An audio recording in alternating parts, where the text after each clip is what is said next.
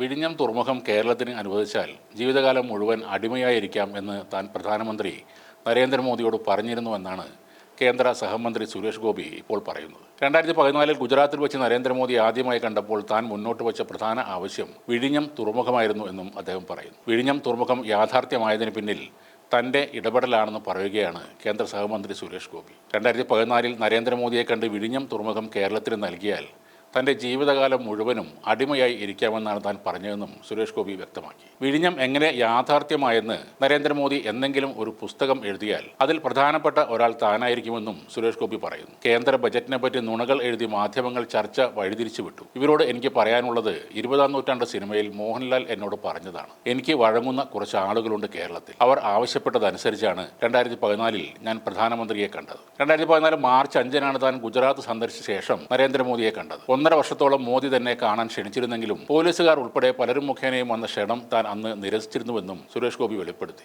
പിന്നീട് വേണ്ടപ്പെട്ട ചിലർ പറഞ്ഞപ്പോഴാണ് മോദിയെ കാണാൻ പോയതെന്നും അങ്ങനെയാണ് കേരളത്തിൽ വിഴിഞ്ഞം തുറമുഖം ഉണ്ടായതെന്നും പറയുകയാണ് സുരേഷ് ഗോപി. എന്നാൽ മോദിയെ കണ്ടതിന്റെ പേരിൽ ചിലർ തന്നെ വർഗീയവാദിയാക്കി ചിത്രീകരിച്ചു. കേന്ദ്ര ബജറ്റിനെ കുറിച്ച് നുണകൾ പ്രചരിപ്പിച്ച് ചർച്ചകൾ വഴിതിരിച്ചു വിടാനാണ് അവരുടെ ശ്രമമെന്നും സുരേഷ് ഗോപി ആരോപിച്ചു. കൂടാതെ ഗുരുവായൂർ ദേവസ്വം ബോർഡ് ചെയർമാനാകാനാണ് തന്റെ വലിയ ആഗ്രഹമെന്ന് അദ്ദേഹം ആവർത്തിച്ച് ഒരിക്കൽ കൂടെ പറയുകയും ചെയ്തു. കേരളത്തിലെ ജനങ്ങൾക്ക് വേണ്ടി കേന്ദ്ര ഗവൺമെന്റിന് അടിമയെന്ന് പറയുന്നതിൽ എനിക്ക് അഭിമാനമേ ഉള്ളൂ എന്നും സുരേഷ് ഗോപി പറഞ്ഞു. തന്റെ മുൻപത്തെ ചില പ്രസ്താവനകൾ ഭാഷാപരമായ പരിമിതികൾ കാരണം തെറ്റായി വ്യാഖ്യാനിക്കപ്പെട്ടതായും അദ്ദേഹം പറയുന്നു. ആദിവാസി ക്ഷേമ വകുപ്പ് കൈകാര്യം ചെയ്യാൻ മുന്നാക്ക വിഭാഗക്കാരെ നിയമിക്കണമെന്ന് പറഞ്ഞത് പലരും തെറ്റായി എടുത്തു. ബ്രാഹ്മണർ, നായിഡുമാർ, റാവുമാർ തുടങ്ങിയ വിഭാഗങ്ങളിലുള്ളവർ പിന്നാക്ക വിഭാഗങ്ങളുടെ ഉന്നമനത്തിനായി പ്രവർത്തിക്കാൻ നിയമിതരാകണം എന്നാണ് അന്ന് താൻ ഉദ്ദേശിച്ചത്. അതുപോലെ തന്നെ മുന്നാക്ക വിഭാഗങ്ങളുടെ ക്ഷേമത്തിനായി പിന്നാക്ക വിഭാഗങ്ങളിൽ നിന്നുള്ള മന്ത്രിമാരെ നിയമിക്കണം. ഇതൊരു പരിഷ്കരണപരമായ കാഴ്ചപ്പാടാണെന്നും സുരേഷ് ഗോപി പറയുന്നു. തന്റെ ആഗ്രഹങ്ങളെ പുച്ഛത്തോടെ കാണരുതെന്നും മതപരമായി പോലും തന്നെ മാധ്യമങ്ങൾ ഇപ്പോൾ ആക്രമിക്കുകയാണെന്നും എന്നാൽ താൻ ഒരു ഹിന്ദു ആയതുകൊണ്ട് ഇത്തരത്തിൽ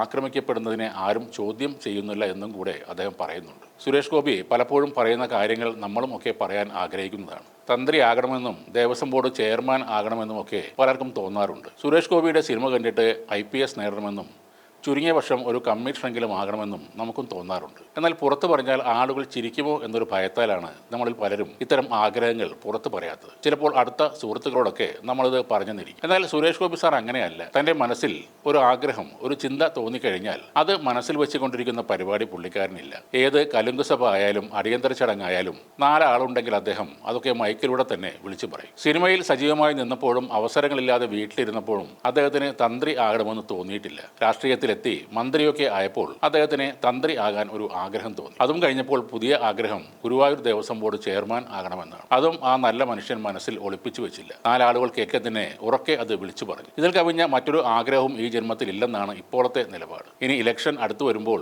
ഏതെങ്കിലും പള്ളിയിലെ കപ്പ്യാരായി സേവനം ചെയ്യണമെന്നോ അല്ലെങ്കിൽ മസ്ജിദിലെ മുക്രി ആയിട്ട് ജോലി ചെയ്യണമെന്നോ ഒക്കെ പറഞ്ഞേക്കാം. പറയുന്നത് ഒന്നും ചെയ്യുന്നില്ലെങ്കിലും മനസ്സിൽ തോന്നിയതെല്ലാം അദ്ദേഹം വിളിച്ചു പറയുന്നുണ്ട്. ഇതിനൊക്കെ നമ്മൾ വാസ്തവത്തിൽ നന്ദി പറയേണ്ടത് തൃശ്ശൂരിലെ പ്രബുദ്ധരായ വോട്ടർമാർക്കാണ്. ഇതുപോലെ നിഷ്കളങ്കനായ, കർമ്മനിരതനായ, മനസ്സിൽ രഹസ്യങ്ങളൊന്നും ഒളിച്ചു വെക്കാത്ത ജനകീയനായ ഒരു MP യെ, ഒരു സഹമന്ത്രിയെ നമുക്ക് തന്നത് തൃശ്ശൂർക്കാരാണ്.